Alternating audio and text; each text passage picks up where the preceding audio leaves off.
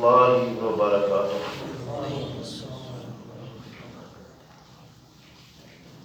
الحمد لله الحمد لله نحمده ونستعينه ونستغفره ونعوذ بالله من شرور أنفسنا ومن سيئات أعمالنا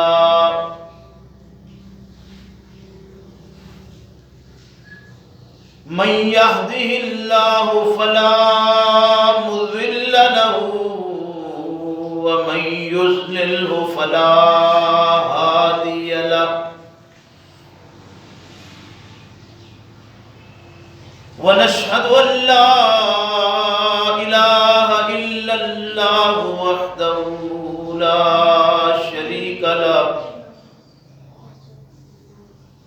ونشهد أن محمدا عبده ورسوله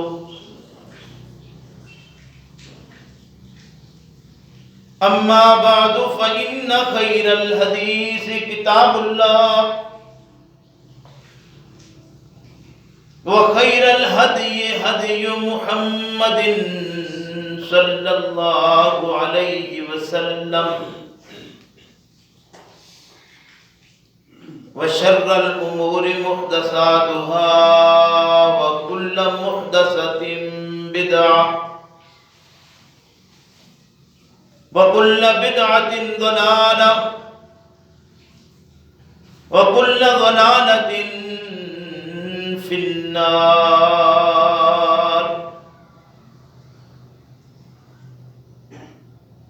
فأعوذ بالله من الشيطان الرجيم. بسم الله الرحمن الرحيم.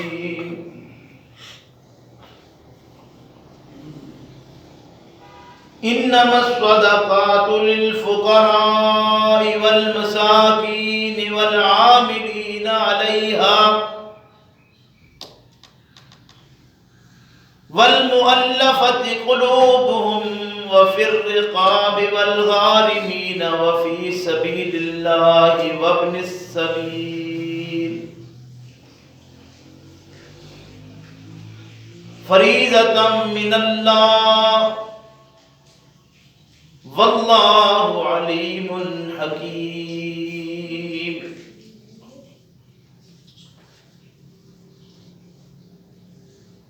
انما الصدقات سوائے اس کے نہیں کہ صدقات للفقراء واسطے فقراء کے ہیں، والمساکین اور مسکینوں کے لیے ہیں، والعاملین علیہا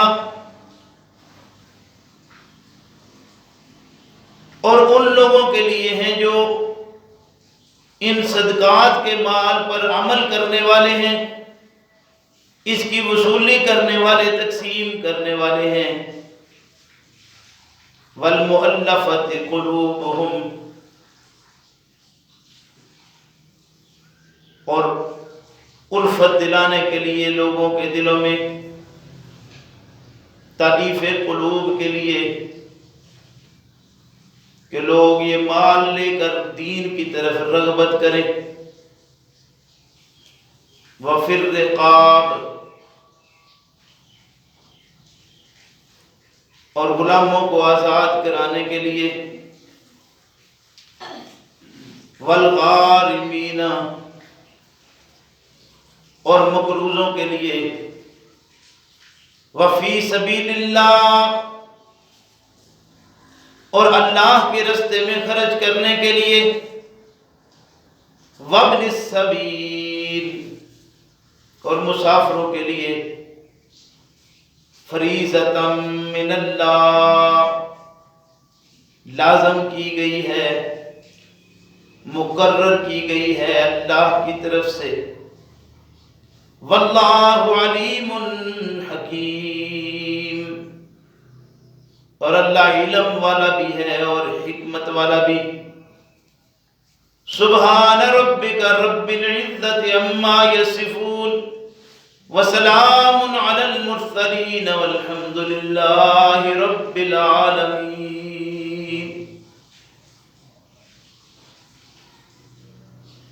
میرے محترم بزرگوں، بھائیوں،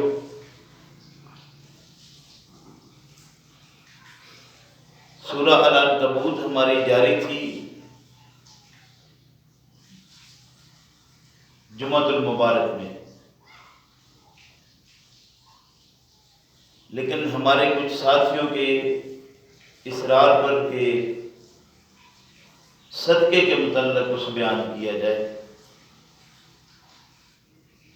تو میں نے اپنے مضمون کو اصل جگہ سے تبدیل کر کے ایک آیہ مبارکہ آپ کے سامنے تلاوت کی ہے۔ یہ سورہ التوبہ کی 60 نمبر آیت ہے۔ اللہ تبارک و تعالی سے دعا ہے کہ اللہ ہم سب کو اپنی اس کتاب کو صحیح معنوں میں سمجھنے کی توفیق عطا فرمائے، اور پیغمبر اسلام صلی اللہ علیہ وسلم کے طریقے کو دیکھ کر سمجھ کر ہمیں اس پر چلنے کی توفیق عطا فرمائے۔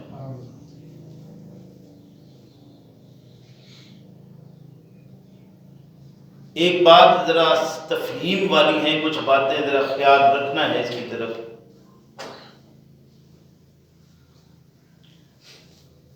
مضمون ہے زکوٰۃ ہو، صدقہ ہو، خیرات ہے، قرض حسنہ ہے، انفاق فی سبیل اللہ ہے، تو ان ساری چیزوں کے اندر فرق کیا ہے؟ یہ معاملات اور سلسلے اصل میں کیا ہے؟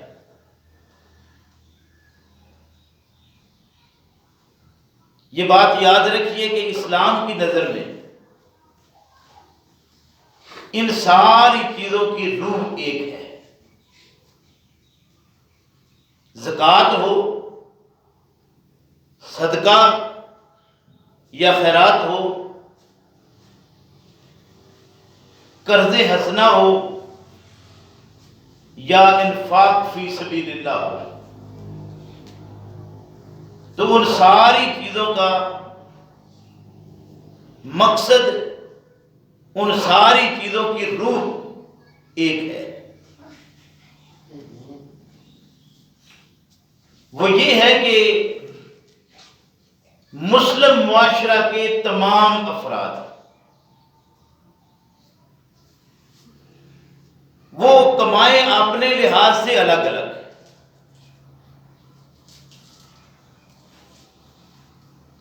جو وہ اپنی صورتحال اختیار کر کے کمائی کرتے ہیں، بہرحال وہ حق رکھتے ہیں کہ وہ اپنی ضروریات زندگی کو پورا کریں۔ تو ان ساری چیزوں کی جو روح ہے وہ یہ ہے کہ مسلم معاشرے کی تشکیل ہو جائے کہ اس میں رہنے والے تمام افراد، یہ بات ذرا سمجھنے والی ہے پھر، کہ مسلم معاشرے کے اندر رہنے والے تمام افراد جو بنی نوع انسان کہلواتے ہیں، وہ حق رکھتے ہیں کہ اپنی ضروریات زندگی کو وہ پورا کریں۔ وہ ان سب کی یکساں پورا ہونا لازم ہے۔ اور ساتھ ہی یہ بات بھی ہے کہ اس معاشرے کے افراد میں سے کوئی فرد بھی کسی دوسرے فرد کے سامنے اپنا ہاتھ نہ پھیلائے۔ ان ساری چیزوں کا جو مقصد ہے، جو ان کی روح ہے، وہ بات سمجھ آ گئی کہ مقصد کیا ہے، روح ان کی کیا ہے۔ صحیح بخاری کے اندر اللہ کے پیغمبر صلی اللہ علیہ وسلم کا ایک فرمان یوں منقول ہے، یہ حدیث نمبر ہے 1414، یعنی 1414 آپ کو یاد رہے گا۔ آپ صلی اللہ علیہ وسلم نے ارشاد فرمایا، لَيَأْتِيَنَّ عَلَى النَّاسِ زَمَانٌ، ان قریب لوگوں پر ایک ایسا زمانہ آ جائے گا، جب پیغمبر اسلام صلی اللہ علیہ وسلم مکہ سے ہجرت کر کے مدینہ چلے گئے ہیں، مدنی زندگی کا آغاز ہو گیا ہے، جس میں حکومت قائم ہو کر حکومت نے وہ سارے نظام باقاعدہ طور پر جاری کر دیے ہیں جو حکومت اسلامی کو کرنا لازم ہے، اور لوگ اس میں جو حکومت اسلامی کے اندر جس طرح ان کو رہنا چاہیے اس طرح رہ رہے ہیں۔ آپ صلی اللہ علیہ وسلم نے ارشاد فرمایا، لَيَأْتِيَنَّ عَلَى النَّاسِ زَمَانٌ، لوگوں پر ایک ایسا زمانہ آئے گا ان قریب، يَطُوفُ الرَّجُلُ فِيهِ، کہ ایک آدمی ان لوگوں کے اندر طاف یطوف ہوتا ہے، چلے گا پھرے گا، جیسے آپ طواف نہیں کرتے، جانتے ہیں نا طواف کیا ہوتا ہے؟ یطوف الرجل فیہ، ایک آدمی اس زمانے کے اندر چلے گا، گھومے گا، بالصدقۃ من الذہب، صدقہ لے کر سونے میں سے، سونے کی شکل میں صدقہ لے کر ایک آدمی لوگوں کے اندر گھومے گا، ثم لا یجد احدا یاخذ منہ، پھر اس کو کوئی ایک آدمی ایسا نہیں ملے گا جو اس سے وہ صدقے کے طور پر وصول کر لے۔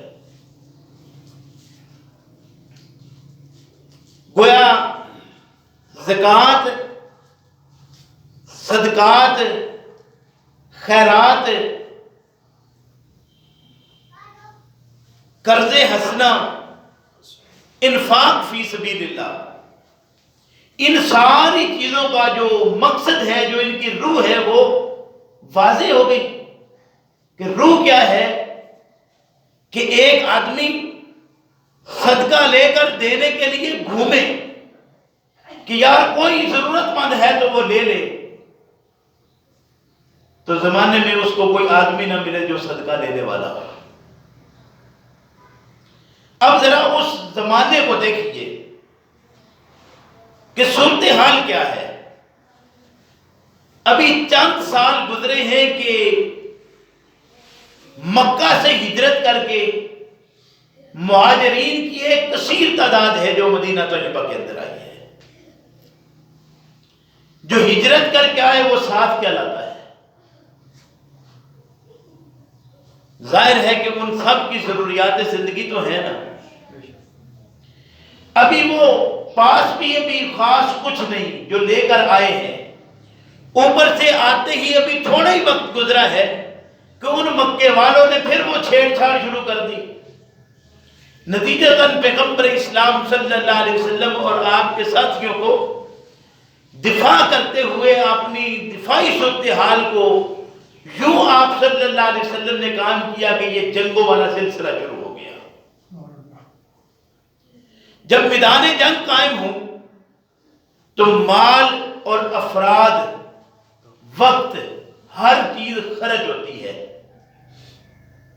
ظاہر ہے اس میں نوجوان کام آ رہے ہیں، جو نوجوان اصل میں کمائی کا ذریعہ ہوتے ہیں۔ ان میں خواتین اور بچوں کی تعداد بڑھتی جا رہی ہے۔ ظاہر ہے کہ نوجوان کمانے والا ہے، وہ اللہ کے راستے میں شہید ہو گیا ہے تو اس کے بیوی اور بچے، ظاہر ہے ان کی ساری ضروریات زندگی ہیں۔ پھر اس کے باوجود صورتحال یہ ہے کہ اللہ کے پیغمبر صلی اللہ علیہ وسلم نے اتنا واضح ارشاد فرما دیا،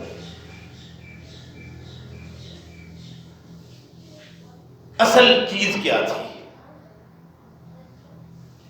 اصل چیز یہ ہے کہ یہ دو الگ الگ سسٹم ہیں. ایک سسٹم کا نام ہے زکوٰۃ.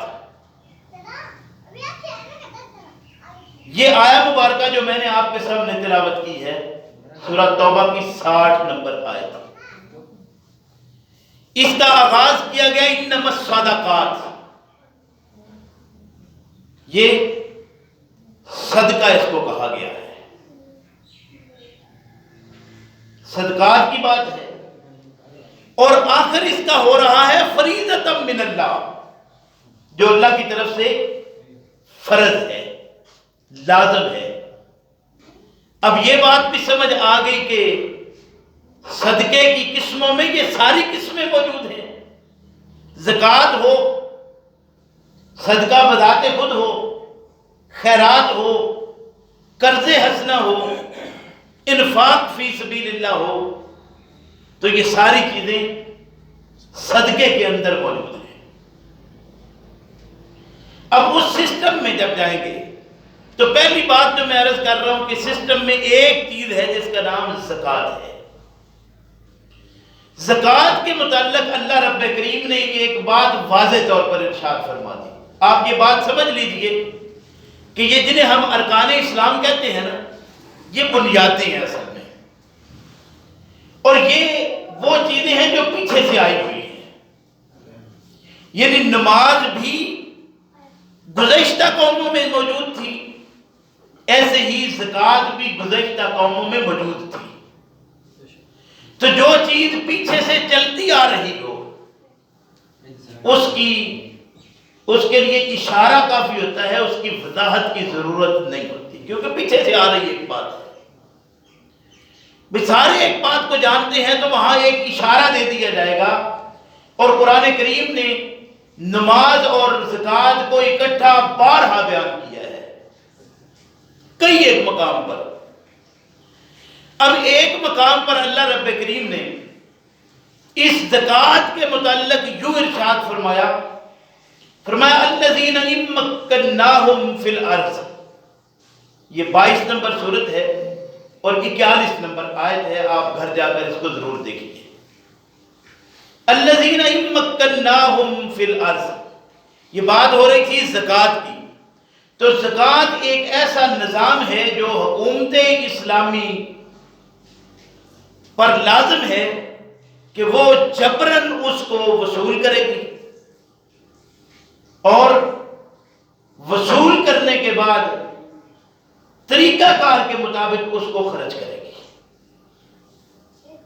حکومت اسلامی زکوٰۃ کا معاملہ خصوصاً صدقے میں، زکوٰۃ وہ چیز ہے جو حکومت اسلامی کا حق ہے کہ وہ باقاعدہ طور پر جبراً اس کو وصول کرے گی اور قانون کے مطابق اس کا خرچ ہوگا. یہاں یہ بات بھی یاد رکھیے کہ ہمارے ہاں جو نصاب مقرر کیا گیا ہے زکوٰۃ کا کہ یہ 40واں حصہ زکوٰۃ ہے،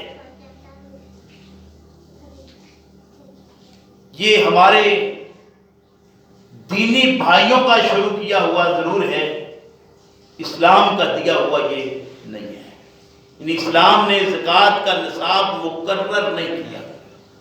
حکومت اسلامی کا حق ہے کہ وہ اس کو تقرر کرے، اپنی ضروریات کے مطابق وہ تیسرے حصے تک بھی لے سکتی ہے کہ ایک چیز کے 2 حصے کر کے تیسرا حصہ وہ وصول کر لے، اور اخراجات جب اس کے پورے ہونے شروع ہو جائیں تو وہ اس کو 40ویں حصے تک بھی لا سکتی ہے کہ حکومتی اخراجات چلانے کے لیے اتنا کفایت کرے گا.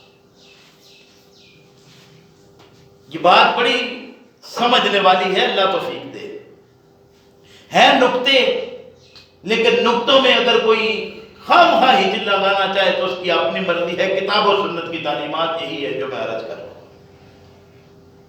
فرمایا الذین ان مکناہم فی الارض، وہ لوگ جب ہم نے ان کو تمکین بخشی، ٹھہرنے کی جگہ، مکان جسے کہتے ہیں، مکان کسی کے رہنے کی جگہ ہوتی ہے. الذین ان مکناہم فی الارض، وہ لوگ کہ ہم نے ان کو کسی جگہ پر مکان دے دیے، رہائشیں دے دی، رہنے کی جگہ، رہتا انسان کہاں ہے جہاں اس کو امن اور سکون ہوتا ہے؟ رہنے کی جگہ کہ انسان تھکا مند آتا ہے جب مکان میں اپنی رہائش پر آتا ہے تو جو پوزیشن ہوتی ہے وہ آپ سمجھتے ہیں۔ یعنی جب اللہ رب کریم کسی کو تمکین زمین کے اندر بخش دے، یعنی اس کو وہ خطہ مل جائے جس میں اس کے لیے رہنا باقاعدہ طور پر اس کو پتا ہو کہ یہ میری جگہ ہے، میں اس میں رہ سکتا ہوں، یہ ہے زمانے کے اندر جگہ، وہ جو انسان یعنی حکومت ان کی قائم ہو گئی۔ الذین مکناہم، دوسرے لفظوں میں کیا ہوا؟ وہ لوگ جن کو زمانے میں حکومت مل گئی زمین کے اندر، اقام الصلاۃ، ان کے لیے لازم ہے کہ وہ نماز کا قیام کروائیں گے۔ نماز کا قیام ان پر لازم ہوگا۔ حکومت اسلامی ہو تو وہ ڈنڈے کے ساتھ نماز کا قیام کروائے گی۔ الذین مکناہم فی الارض اقاموا الصلاۃ۔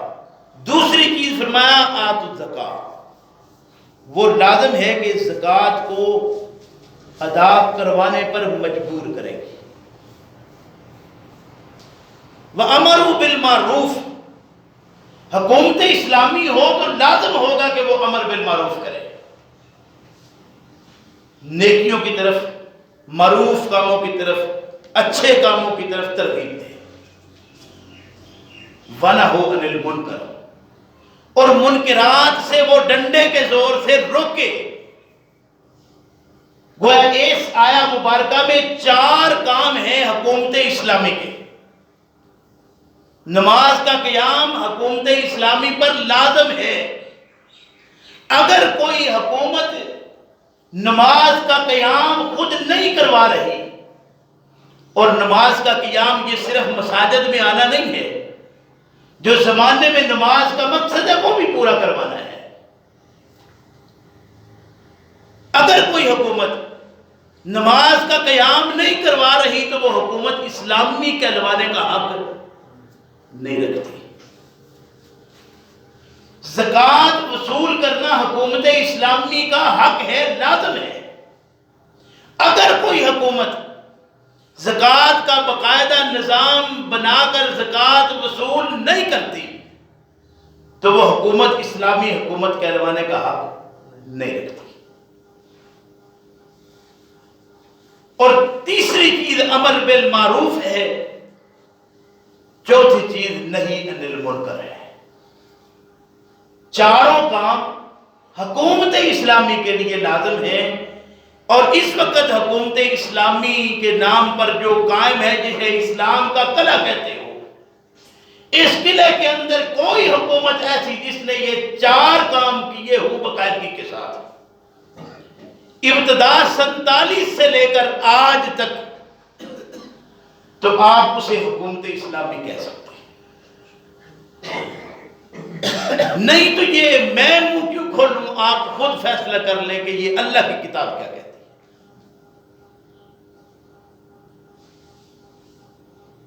یہ بات تھی کہ اس کو وصول کرنا حکومت اسلامی کا کام ہے، اور اللہ رب کریم نے جو اس کے لیے چیزیں بیان فرمائی ہیں وہ نوٹ کرنے والی ہیں۔ سب سے پہلے اس میں یہ چیز ارشاد فرمائی ہے کہ انما الصدقات للفقراء والمساکین، یہ فقیر اور مسکین 2 کیوں گئے ہیں؟ سوچنے کی بات ہے، ایک فقیر اور دوسرا مسکین، 2 چیزیں الگ الگ بیان کی گئی۔ اب فقیر کیا ہے؟ فقیر وہ ہے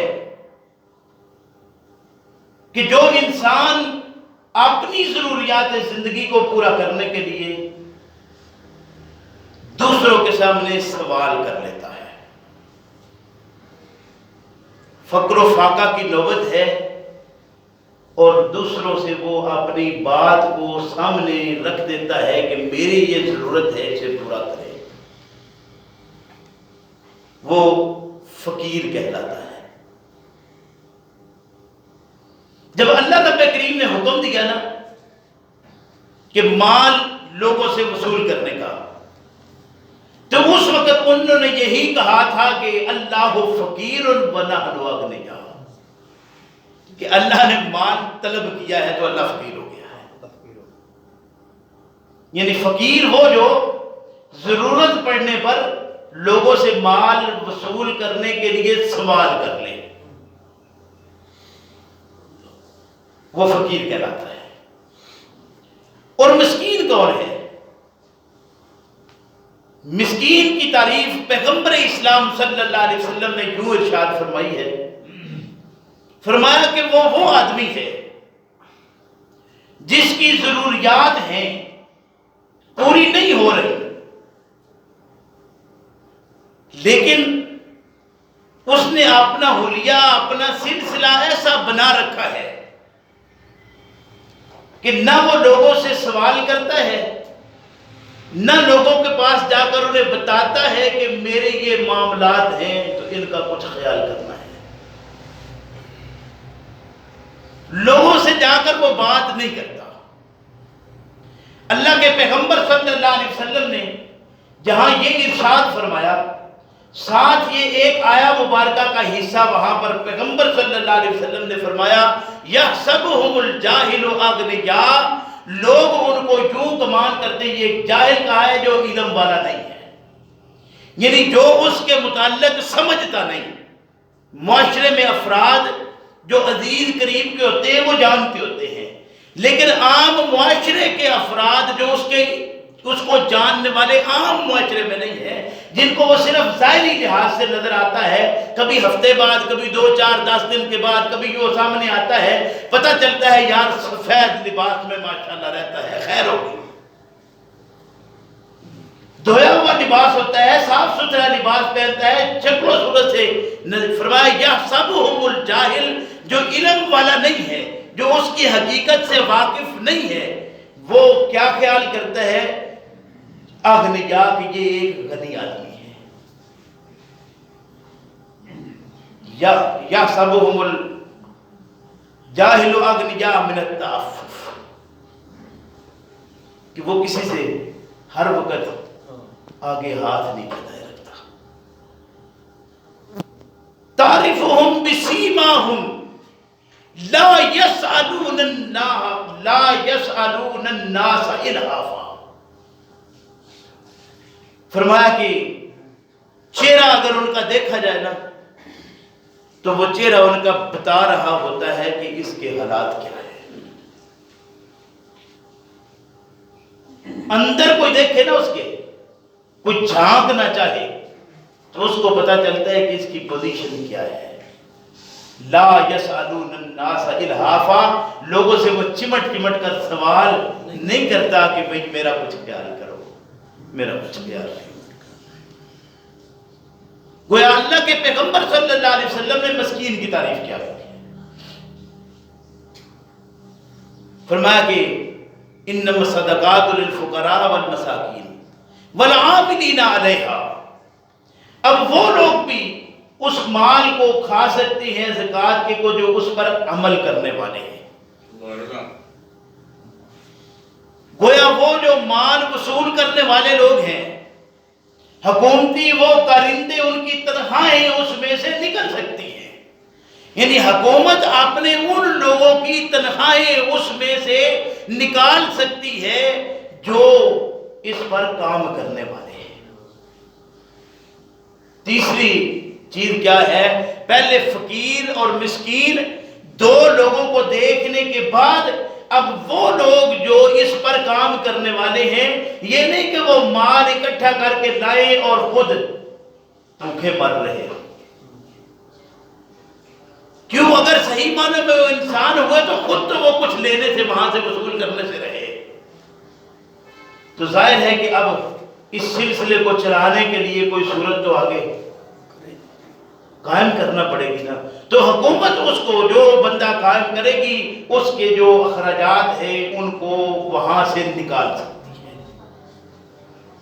فرمایا والمؤلفۃ قلوبہم، تالیف قلوب کے لیے، لوگوں کے دلوں میں دین کی الفت ڈالنے کے لیے دین کی محبت ڈالنے کے لیے لوگوں میں، یعنی ان لوگوں میں جو معاشرے کے افراد ہیں لیکن وہ مومن نہیں ہیں، مسلمان نہیں ہوئے، چاہیے یہ کہ حکومت اسلامی ان معاملات کو دیکھ کر ان کے ساتھ ایسا تعامل کرے کہ وہ اس معاشرے کو خود اڈاپٹ کرنا پسند کرے کہ یار یہ وہ اسلامی حکومت ہے کہ ہم اسلام کو قبول نہیں کر رہے لیکن وہ ہمارے نان جمی کا ذمہ دار بن گئے ہوئے۔ کیوں؟ اس لیے کہ ہم نے علال اعلان یہ بات کہہ دی تھی کہ ہم اس حکومت کو تسلیم کرتے ہیں، اسلام نہیں تسلیم کرتے، لیکن جو حکومت اسلامی ہے ہم یہاں پر امن کے ساتھ رہنا چاہتے ہیں، ہمیں حکومت اسلامی یہاں پرامن طریقے سے رہنے دے، ہم پرامن طریقے سے رہیں گے۔ تو فرمایا تالیف قلوب کے لیے ان پر وہ زکوٰۃ کا مال حکومت اسلامی خرچ کر سکتی ہے۔ فرمایا وفر رقاب، وہ لوگ جو جن کی گردنیں بندھی ہوئی ہیں، ان گردنوں کو آزاد کرانے کے لیے، ان قیدیوں کو چھڑانے کے لیے، ان کمزوروں کو جو دوسروں کے ہتھے چڑھے ہوئے ہیں اور نسل در نسل وہ وہیں پر مقید ہو کر رہ گئے ہیں، ان کو چھڑانے کے لیے، آزاد کروانے کے لیے حکومت اسلامی زکوٰۃ کا مال استعمال کر کے انہیں چھڑا سکتی ہے۔ فرمایا والغارمین، کوئی آدمی اپنے حالات سے تنگ آ کر کسی سے سوال بھی نہیں کرتا، کسی کے سامنے بات بھی ایسی نہیں کرتا، لیکن وہ قرض پکڑ رہا ہے اور قرض پکڑ کر اپنی زندگی گزار رہا ہے۔ حکومت اسلامی کا حق ہے کہ ایسے افراد کا خیال کرتے ہوئے ان کے قرض سے ان کی جان چھڑائے۔ وفی سبیل اللہ، اب یہ ہے سبیل اللہ میں جو رستہ خرچ کرنے کا ہے، ہمارے ہاں فوراً کہتے ہیں جی فی سبیل اللہ دینا ہے۔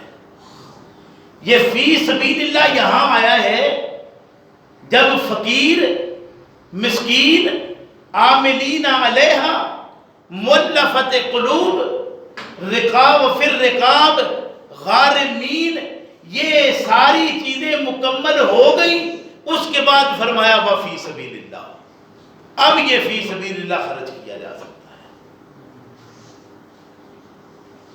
یہ ترتیب اللہ رب کریم نے بتائی ہے، قرآن کریم کے اندر ہے، میں اپنی طرف سے نہیں کہہ رہا۔ فرمایا وابن السبیل، اور اب آپ نے دیکھنا ہے کہ کوئی مسافر ہیں جو سفر کرنے والے لوگ ہیں، ان مسافروں کے جو سفر کا خرچ ہے وہ اس مال میں سے پورا کیا جا سکتا ہے۔ یہ ہے فریضۃ من اللہ، یہ اللہ کی طرف سے وہ فرض چیز تھی جو لازم کی گئی ہے، جس کے لیے حکومت اسلامی پر لازم ہے کہ وہ اس مال کو وصول کرے۔ اب ہم دوسرے سسٹم کی طرف آتے ہیں۔ دوسرا سسٹم اس کا کیا تھا؟ یسألونک ماذا ینفقون، سوال کرتے ہیں آپ سے اے پیغمبر صلی اللہ علیہ وسلم خرچ کیا کریں؟ جواب آتا ہے قل العفو، عفو سے کام لینا ہے۔ یہ ایک چھوٹا سا جملہ ہے، قل العفو، عفو، عفو چھوٹا سا جملہ، لیکن میں عرض کروں ان مذہبی ٹھیکیداروں نے کیا کیا ہے؟ اس کے متعلق دو رائے قائم کی ہے۔ ایک تو اکثریت نے یہ بات کہی ہے کہ یہ مبہم بات ہے، اس کی وضاحت نہیں ہوتی، اس کی سمجھ نہیں آتی کہ یہ عفو ہے کیا۔ اور دوسرے جو اس سے آگے بڑھے ہیں انہوں نے کہا ہے کہ یہ آیت منسوخ ہو چکی ہے، اس پر پھر انا للہ و انا الیہ راجعون کہا جا سکتا ہے۔ عفو کیا تھا کہ درگزر کے لیے رکھنا ہے، باقی انفاق کرنا ہے۔ اب اپنی درگزر کے لیے جس سے تیری درگزر ہو وہ رکھ اور باقی خرچ کر دے. ایک اتنا چھوٹا سا پوائنٹ، ایک چھوٹی سی بات. اچھا، اللہ رب کریم نے آگے بیان کیا فرمایا؟ آپ قرآن کو دیکھیے، یہ دوسرا پارہ ہے، یہ دوسری صورت ہے، یہ 219 نمبر، میرے خیال میں دوسرے پارے میں یہ آئے گا. فرمایا یسألونک، آپ سے سوال کرتے ہیں پیغمبر صلی اللہ علیہ وسلم، ماذا ینفقون، کیا خرچ کریں؟ فرمایا قل العفو، آپ اعلان کیجئے کہ درگزر کرنا ہے. آگے ارشاد کیا فرمایا کہ کذالک یبین اللہ لکم آیاتہ، کذالک یبین اللہ لکم آیاتہ، یہ وہ آیتیں ہیں جو اللہ تمہارے لیے بیان کرتا ہے، واضح بیان کرتا ہے، کھول کر بیان کرتا ہے. یعنی جس آیت کے متعلق اللہ فرماتے ہیں کہ اللہ کھول کر بیان کرتا ہے، اگر وہ یہ کہا جائے کہ یہ مبہم ہے تو پھر اپنا بھی تو خیال کرنا ہے کہ ہم کس طرف جا رہے ہیں. لیکن یہ وہ باتیں ہیں جو ان سٹیجوں سے بیان نہیں ہوتی، نہیں کی جاتی، نہ کوئی کرنے کو تیار ہے، نہ کوئی سننے کو تیار ہے. کیوں؟ اس لیے کہ پورا معاشرہ اسی طرف جا رہا ہے اور سارے کہتے ہیں چلو تم ادھر کو جدھر کی ہوا ہو. ہوا کے دھارے میں بہنا بڑا آسان ہے، ورنہ یاد رکھیے لوہے کے چنے چبانے پڑیں گے. اور کون ہے جو اس کے لیے خود کو تیار کرے گا؟ ایک معاملہ آسان بھی ہو، سارے کر بھی رہے ہوں، اور اپنا معاملہ بھی ساتھ حل ہو جائے، ساری چیزیں یعنی ساری گھی میں چلی جائیں، اور دوسری طرف چودے ہوں جو لوہے کے ہوں، تو آخر کس کو پسند کریں گے؟ کوئی ہوگا جو اس بات کی طرف چلے اور پھر ساری زندگی دھکے کھائے. لیکن ایک بات یاد رکھیے کہ گننے میں 1,24,000 اگر گنے جائیں تو تھوڑے نہیں ہیں. اگر 1,24,000 اللہ کی طرف سے آئے ہیں تو آپ خیال کیجئے کہ انہوں نے مارے کیوں کھائی تھی، انہیں کیوں قتل کیا گیا تھا، انہیں کیوں کاروبار چھوڑنا پڑا تھا، انہیں اپنے بال بچے کیوں چھوڑنے پڑے تھے، والدین نے کیوں ان کو اپنے گھروں سے جدا کر دیا تھا، قصور کیا تھا ان کا؟ کہ اللہ کی بات لوگوں تک پہنچائی، حق بیان کیا. یہ حق بیان کرنا، سچ بیان کرنا کوئی آسان کام نہیں ہے. یہ بات آپ اکثر سنتے رہتے تھے کہ سچ کتنا کڑوا ہوتا ہے. کہتے ہیں کہ کوئی نوجوان ہر جگہ سے مار کھاتا، ہر جگہ سے مار کھاتا. ماں نے کہا بیٹا ابا تیرا ویسے مر گیا ہے، کیا تو نے مصیبت بنائی ہوئی ہے، جدھر جاتا ہے لوگ تجھے مارتے ہیں، جدھر جاتا ہے تو تجھے مارتے ہیں، کوئی آخر خیال کرو. اس نے کہا اماں کیا کروں، سچ بولتا ہوں، سچ بولتا ہوں، سچ بولتا ہوں، لوگ مارتے ہیں، سچ کو کیسے چھوڑ دوں؟ اس نے کہا کتنا پڑوا ہے، سچ بولتا ہے تو لوگ مارتے ہیں. سچ تو لوگوں کی جان ہوتی ہے. ہر انسان کہتا ہے یار سچ تو سچ ہے، آخر سچ پر. اس نے کہا ماں حقیقت کہوں، سچ کہوں، دیکھ ہوتا کیا ہے. کہا میرے ابے کو کہہ کتنی دیر ہو گئی، یہ تیرا سچ سرما آج بھی چلتا ہے. جوتا اتارا، مارنا شروع کر دیا. اس نے کہا یہی وہ سچ ہے جو کہتا ہوں، یہی وہ سچ ہے جو کہتا ہوں، اور جہاں کہتا ہوں وہاں سے مار کھاتا ہوں. لیکن کروں کیا، مجبور ہوں کہ وہ سچ کہنے پر وہ مار نہیں لگتی.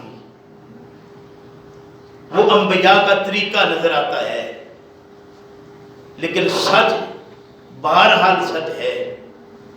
ہاں سچ کو ماننے والے زمانے میں نہ کبھی زیادہ تھے نہ ہے اور نہ کبھی ہو سکتے ہیں۔ ہاں اکثریت نے زمانے میں پیچھے جس کو آپ دیکھ لیں، اکثریت نے ان کو گمراہ کیا کہ لوگ کہاں زیادہ ہیں، لوگ وہاں پر اکٹھے ہیں۔ اور ہمارے ہاں تو علال اعلان کہا جاتا ہے دیکھیں جی سارے لوگ جو ہے وہ برائی پر یا گناہ پر اکٹھے ہو ہی نہیں سکتے، حالانکہ اکثریت ہوتی وہاں اکٹھی ہے جہاں سچ پر لوگ اکٹھے۔ اگر سچ پر لوگ اکٹھے ہوتے تو رسول اللہ سے بڑھ کر سچ بولنے والا کون تھا؟ اگر سچ پر لوگ اکٹھے ہوتے تو عیسیٰ سے بڑھ کر سچ بولنے والا کون تھا؟ موسیٰ سے بڑھ کر سچ بولنے والا کون تھا؟ ہارون سے بڑھ کر سچ بولنے والا کون تھا؟ انبیاء کی پوری جماعت میں سے جتنے نام ہیں سارے لے لیجئے، کسی ایک کو بتائیے جو انبیاء میں سے سچ بولنے والا نہیں تھا، لیکن کسی کا بتائیے تو اکثریت ملی۔ ایک نبی کا واقعہ بتا دیجئے جس زمانے میں اکثریت حاصل ہو گئی۔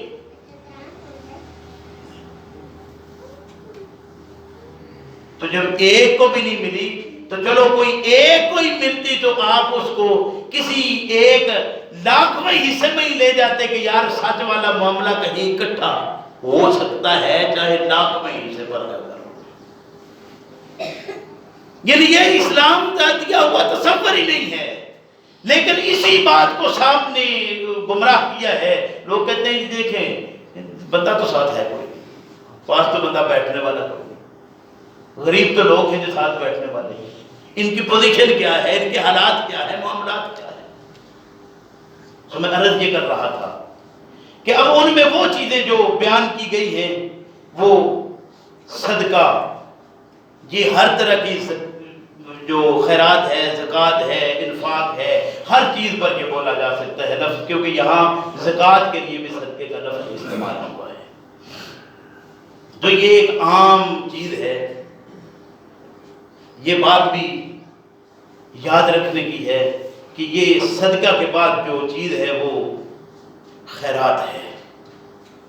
خیرات خیر سے، اور خیر کے معاملات آپ سمجھتے ہیں، یعنی صدقات اور خیرات، عام مال جو دیا جاتا ہے لوگوں کو، جو آپ خیرات کرتے ہی رہتے ہیں، لیکن صدقہ ساری چیزوں پر حاوی ہے، خیرات ہر ایک پر نہیں ہے۔ خیرات ایک الگ چیز ہے جو آپ یہ ذرا ذرا کر کے کچھ نہ کچھ کرتے ہی رہتے ہیں۔ اس کے بعد قرض حسنہ تھا۔ قرض حسنہ وہ ہے جو آپ کسی کو مال دے کر، ہمارے ہاں کہتے ہیں آپ اتنا واپس لیتے ہیں، حالانکہ قرض حسنہ قرآن نے جہاں بھی کہا فرمایا وَأَقْرِضُوا اللَّهَ قَرْضًا حَسَنًا، جس کو آپ نے قرض دیا اللہ کے لیے، آپ نے قرض دیا ہے، یعنی آپ اس کا بدلہ اللہ سے وصول کرنا چاہتے ہیں،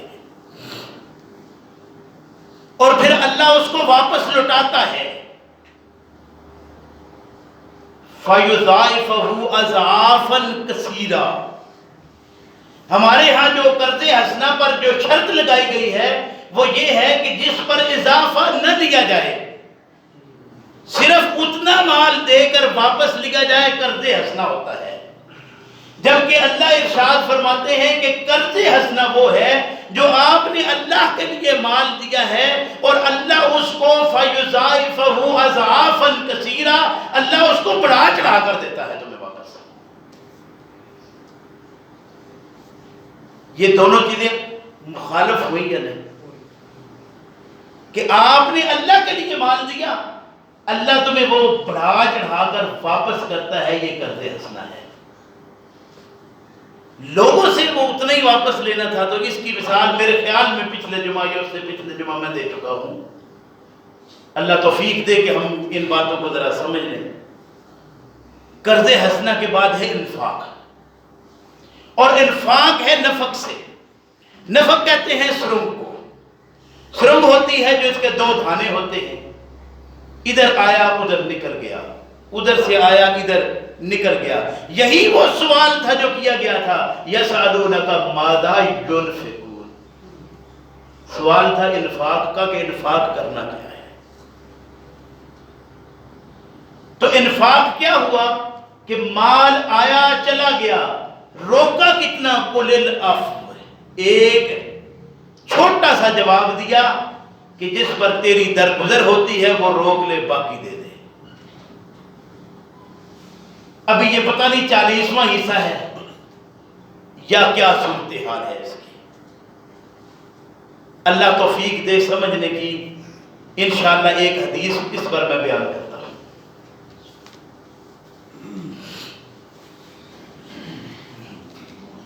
الحمدللہ نحمدہ ونستعینہ ونستغفرہ ونعوذ باللہ من شرور انفسنا ومن سیئات اعمالنا من یہدہ اللہ فلا مضل له ومن یضللہ فلا ہادی لہ ونشہد ان لا الہ الا اللہ وحدہ لا شریک لہ ونشهد أن محمدا عبده ورسوله أما بعد فإن خير الحديث كتاب الله وخير الهدي هدي محمد صلى الله عليه وسلم وشر الأمور محدثاتها وكل محدثة بدعة وَكُلَّ بِدْعَةٍ ضَلَالَةٍ وَكُلَّ ضَلَالَةٍ فِي النَّارِ فَأَعُوذُ بِاللَّهِ مِنَ الشَّيْطَانِ الرَّجِيمِ بِسْمِ اللَّهِ الرَّحْمَنِ الرَّحِيمِ إِنَّمَا الصَّدَقَاتُ لِلْفُقَرَاءِ وَالْمَسَاكِينِ وَالْعَامِلِينَ عَلَيْهَا وَالْمُؤَلَّفَةِ قُلُوبُهُمْ وَفِي الرِّقَابِ وَالْغَارِمِينَ وَفِي سَبِيلِ اللَّهِ وَابْنِ السَّبِيلِ فریضۃ من اللہ واللہ علیم حکیم۔ میرے محترم بزرگوں، بھائیوں، فرض صدقہ یعنی زکوٰۃ کے متعلق آپ بات سن چکے ہیں۔ اب ہم بات کر رہے تھے کہ جو قل العفو والا معاملہ تھا وہ کیا تھا۔ صحیح مسلم میں ایک روایت ہے 2984۔ ابو ہریرہ رضی اللہ عنہ روایت کرتے ہیں کہ ایک وقت تھا، ایک زمانہ تھا کہ ایک آدمی کہیں ایک لک و دک صحرا کے اندر جا رہا ہے۔ اس نے دیکھا کہ ایک بادل کی ٹکڑا اس کے سامنے آتا ہے، اس میں سے کوئی آواز نکلتی ہے جو اسے ایک نام محسوس ہوتا ہے کسی کا، اور آواز آتی ہے کہ فلاں آدمی کے کھیت کو سیراب کر دو۔ وہ آدمی دیکھتا ہے کہ یکایک اس کے سامنے وہ جو بدلی ہے، بادل کا جو ٹکڑا ہے وہ برسنا شروع ہو جاتا ہے، اور یوں پتھروں میں سے پانی جو ہی وہ گرتا ہے تو نیچے گزرتے گزرتے گزرتے آگے ایک پگڈنڈی کی شکل میں نکلتا ہوا وہ آگے چلا جاتا ہے، اور وہ بھی اس کے پیچھے ہو لیتا ہے۔ وہ کہتا ہے کہ میں دیکھتا ہوں کہ پانی آگے آگے چلتا جا رہا ہے، میں بھی ساتھ ساتھ جا رہا ہوں۔ آگے ایک آدمی اس پانی سے اپنے کھیت کو سیراب کر رہا ہے۔ میں نے اس سے پوچھا اللہ کے بندے تیرا نام، تو اس نے بتایا، تو وہ نام وہی تھا جو میں نے آواز سے اب سنی تھی، وہ آواز سی مجھے جو محسوس ہوا تھا۔ تو میں نے اس کو پوچھا کہ اللہ کے بندے یہ سلسلہ میں نے دیکھا ہے، تو ذرا مجھے بتا کہ تو کیا کرتا ہے جس وجہ سے یہ تیرا معاملہ اس سے چل رہا ہے۔ یہ جو سلسلہ میں نے دیکھا ہے عجیب لگا ہے۔ اس نے کہا کہ میں کچھ اور نہیں کرتا، بس ایک سلسلہ میں نے رکھا ہوا ہے کہ یہ ایک کھیت ہے میرا جس پر میں بجائی کرتا ہوں، جو اس میں فصل آتی ہے فصل کی کٹائی میں اس کے 3 حصے کرتا ہوں. ایک حصہ اس کا میں اپنے بال بچوں کے لیے گھر لے جاتا ہوں. دوسرا حصہ اس کا میں محفوظ کر لیتا ہوں کہ دوبارہ بجائی کرنا ہے اسے. اور تیسرا حصہ اس کا میں اللہ کے راستے میں خرچ کر دیتا ہوں، انفاق کرتا ہوں. یعنی وہ تھا قل العفو والی بات آئی ہے نہیں کہ درگزر ہے اس کے تیسرے حصے پر تو میں کر رہا ہوں. آگے فصل دائرے بونا ہے اس کے لیے ضرورت ہے تو وہ تیسرے حصے میں پوری ہو جاتی ہے. اور جو تیسرا حصہ بچتا ہے وہ میں انفاق کرتا ہوں. ابھی پتہ نہیں یہ بات پوری ہوئی ہے صدقے والی جو زکوٰۃ فرض ہے اس کی کہ نہیں. یعنی ہم اسی 40ویں حصے پر بیٹھے ہیں، دینے کو وہ بھی تیار نہیں. اور حکومت نے تو اعلان کہہ دیا کہ ایک اسٹامپ لو 50 روپے 100 روپے کا، اس کے اوپر لکھ کر دے دو. یہ بینک جو آپ کا سال بعد تھوڑا بہت کاٹتا ہے، جو تم اس کے لیے رکھنے کر رہے تھے وہ بھی چھوڑ دو، تمہارا یہ اسٹامپ کافی ہو جائے گا، وہ زکوٰۃ بھی وصول نہیں کی جائے گی. آپ حق رکھتے خود دے رہے. میں عرض کیا کر چکا ہوں کہ حکومت اسلامی ہو تو اس پر لازم ہے. ابو بکر صدیق رضی اللہ عنہ نے جب منصب حکومت کو سنبھالا ہے تو اعلان یہ بات کہی تھی کہ یاد رکھو جو رسول اکرم صلی اللہ علیہ وسلم کے زمانے میں مال دینے والے تھے، اگر وہ اس مال میں سے اب کمی کریں گے، ابو بکر اس کے ساتھ جنگ کا اعلان کرتا ہے. ذرا یہ باتیں بھی سمجھنے والی کوئی نہیں تھی. میرے بھائیوں وقت مکمل ہو رہا ہے، 1-2 باتیں عرض کرتا ہوں. ایک تو یہ صدقۃ الفطر آگے آ رہا ہے. 2 کلو 600 گرام اس کی مالیت کے حساب میں آپ مال دے سکتے ہیں، پیسے دے سکتے ہیں. 2 کلو 600 گرام.